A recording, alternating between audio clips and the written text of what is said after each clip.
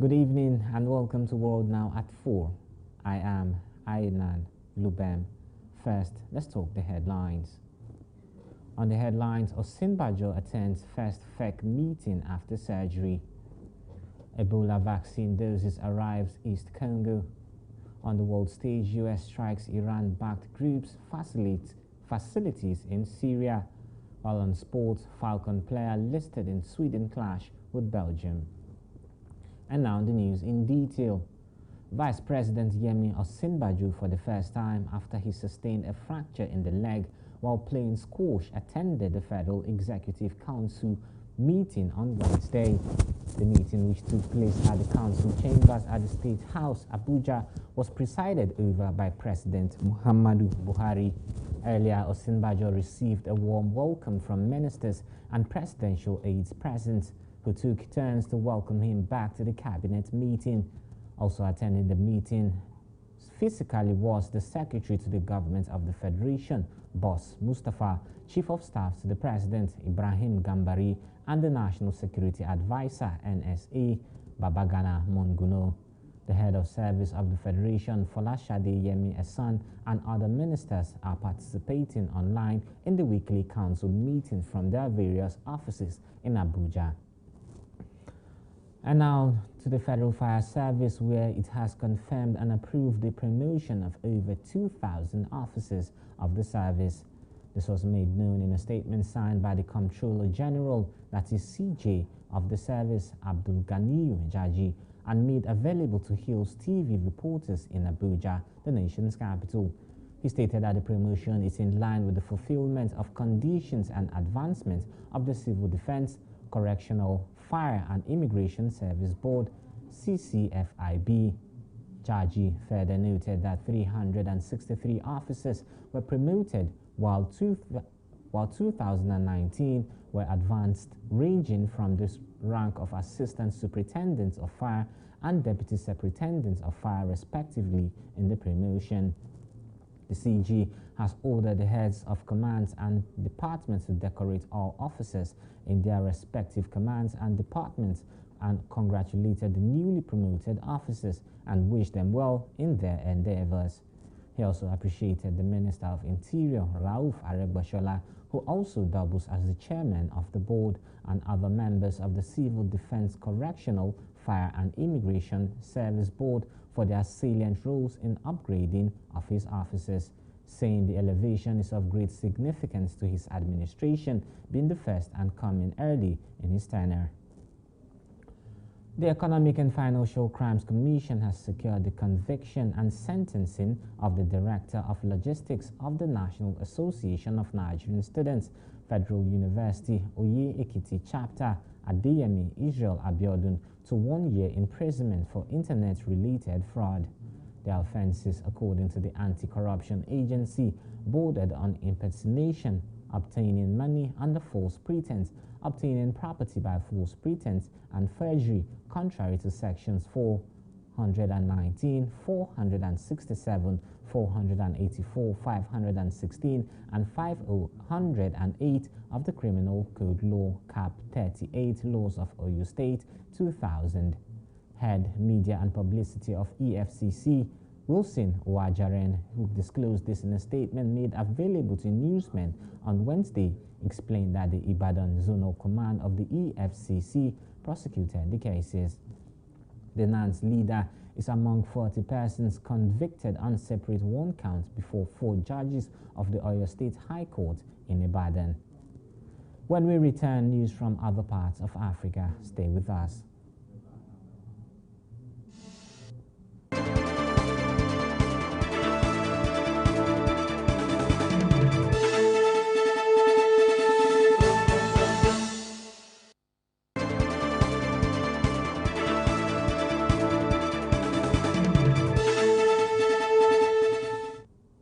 Welcome back and thank you for staying with us. Now to news from other parts of Africa. More than 200 Ebola vaccine doses have arrived at the Democratic Republic of Congo's eastern city of Beni, where a new case of the virus was confirmed this week. This was disclosed by the World Health Organization, that is WHO, on Wednesday. According to reports, 6 people were killed in another flare-up from the same outbreak last year. The vast Central African country has recorded 14 outbreaks since 1976. The 2018-2020 outbreak in the East was Congo's largest and the second largest ever recorded, with nearly 3,500 total cases. The most recent outbreak was in Congo's northwest Equator province and declared over in July after 5 deaths. Congo's dense tropical forests are a natural reservoir for the Ebola virus, which causes fever, body aches, and diarrhea, and can linger in the body of survivors only to resurface years later. Somali's President Hassan Sheikh Mohamud has pledged all-out war to eliminate the radical Islamist Shabab in his first statement to the nation since the bloody attack on a Mogadishu hotel that left at least 21 people dead and 117 injured. Mohammed convened a meeting of the National Security Committee on Tuesday, attended by the Prime Minister, the Interior Minister, and the Foreign Affairs Minister, as well as heads of the country's security services. Last weekend's attack was the deadliest in the capital since President Hassan Sheikh Mohamud was elected in mid-May and the government took office in early August. The radical Islamist Shabab, a group linked to Al-Qaeda that has been fighting the Somali government for 15 years, launched a major attack on a hotel over the weekend. The Shabab were driven out of the main cities of the Horn of Africa, including Mogadishu, in 2011, but they remain entrenched in large rural areas and remain a major threat to the authorities. We move to other parts of the world after this break. Stay with us.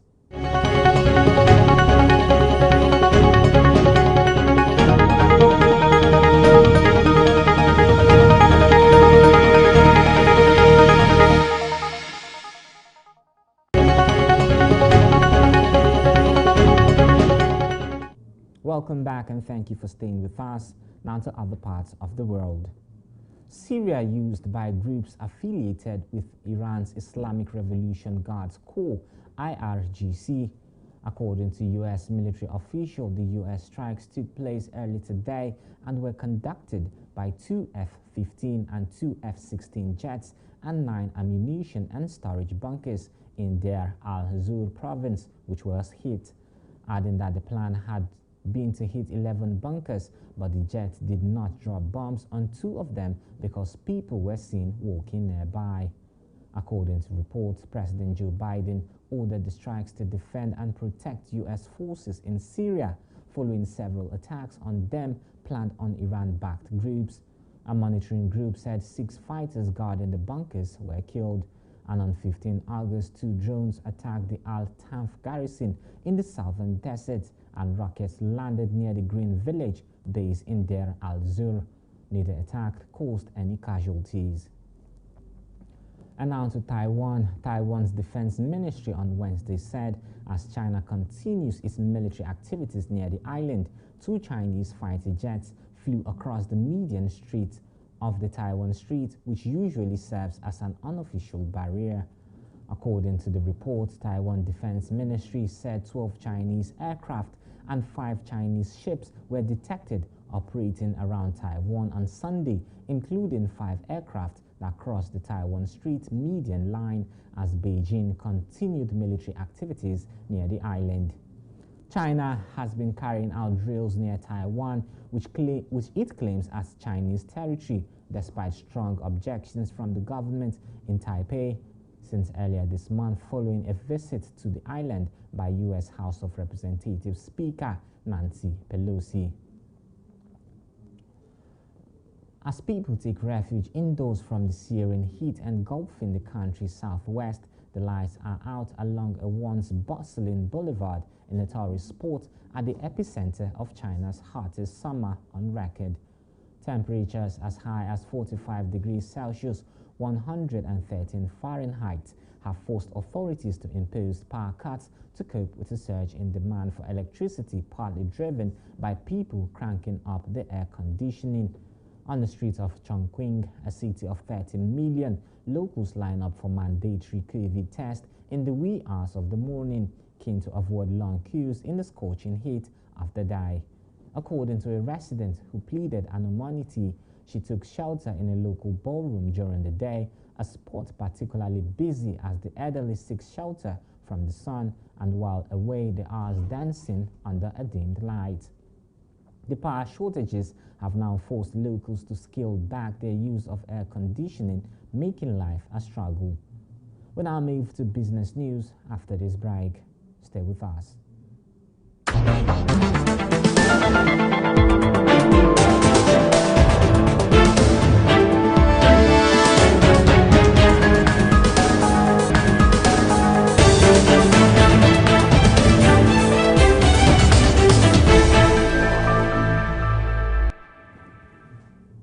You're still watching World Now at 4, and next is business news. The federal government of Nigeria is set to launch its energy transition plan tailored to guide the country towards the twin objectives of achieving universal access to energy by 2030 and a carbon-neutral synergy system by 2060. This was announced in a statement on Wednesday signed by Director of Communications, Sustainable Energy for All, Sherry Kennedy. Kennedy said the launch would also feature remarks from prominent officials from Nigeria, Rwanda, Egypt, and Senegal, as well as international community leaders from the United Nations, Sustainable Energy for All, the World Bank, African Development Bank, IRENA, the Rockefeller Foundation, and the Global Energy Alliance for People and Planet. The Energy Transition Plan will also map out strategies for Nigeria to provide enough energy to power the industry and other productive uses.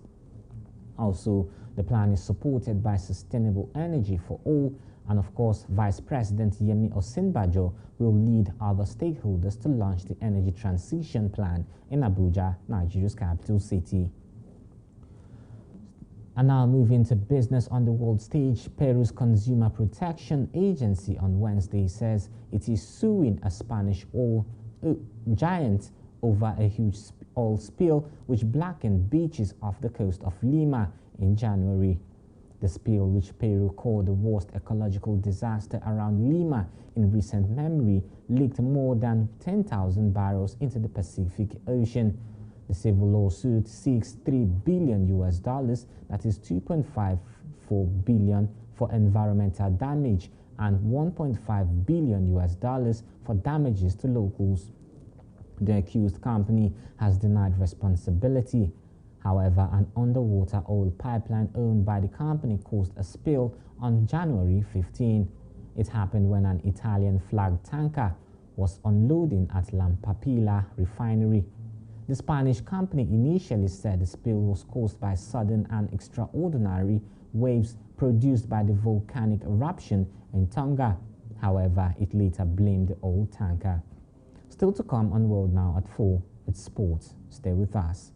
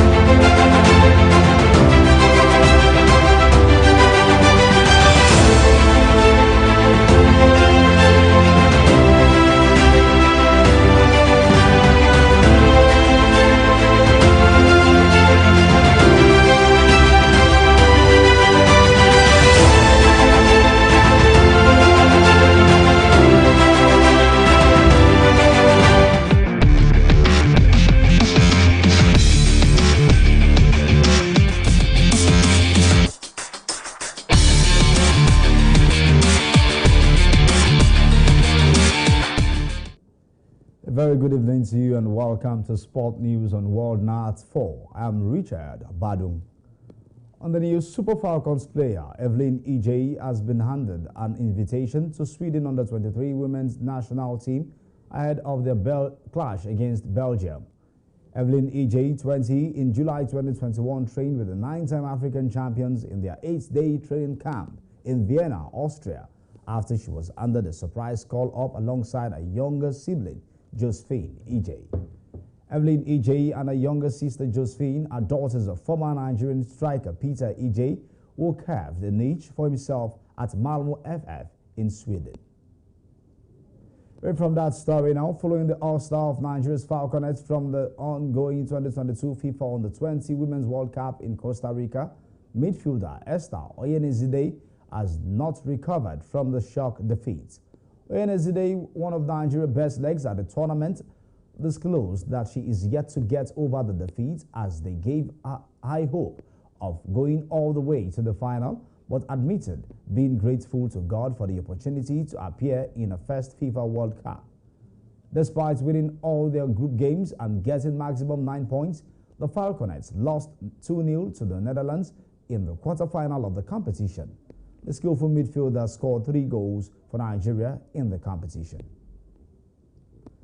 Away from that one now, England's Chloe Kelly, who scored the winner against Germany in the final round or the final of Euro 2022, has been ruled out of England's first squad since their historic Wembley triumph with injury. Chelsea's Frank Kirby is also injured, and coach Sarina Wiegman is without retired Jill Scott and Ellen White. While speaking to newsmen, England coach Wiegman said she needs a little more time, which he thinks will not take too long. The England coach added that midfielder Kirby hasn't had much training at all because of a foot injury. Meanwhile, Arsenal midfielder Jordan Nobbs and Austin Dash striker Ebony Salmon come into the 23-player squad. England take on Austria and Luxembourg in their final qualifiers for the 2023 World Cup on 3 and 6 September, respectively. Manchester City goalkeeper Sandy McLever returns after making the long list for Euro 2022, and doors Manchester United captain Curtis Zellem, and there is a call-up for Chelsea's Lauren James. And that's your sport news on World Night 4. Back to Ainan Lubem for the rest of the news. I'm Richard Badon.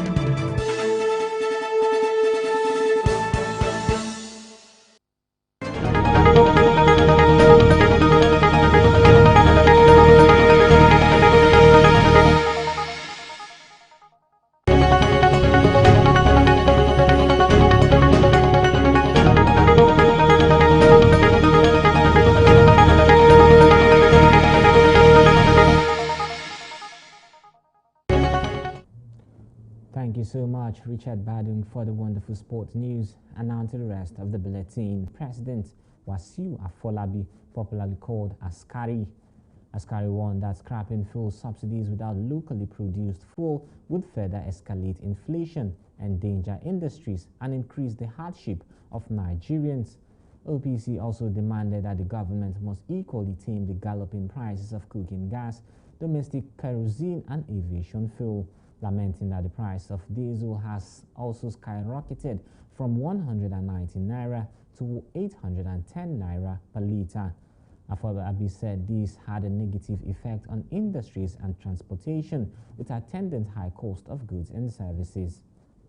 OPC equally faulted the high price of aviation fuel, saying the situation had increased the cost of flight tickets and made traveling by air expensive, unattractive, and nightmarish. And that's World Now at 4, but before we go, here are the headlines once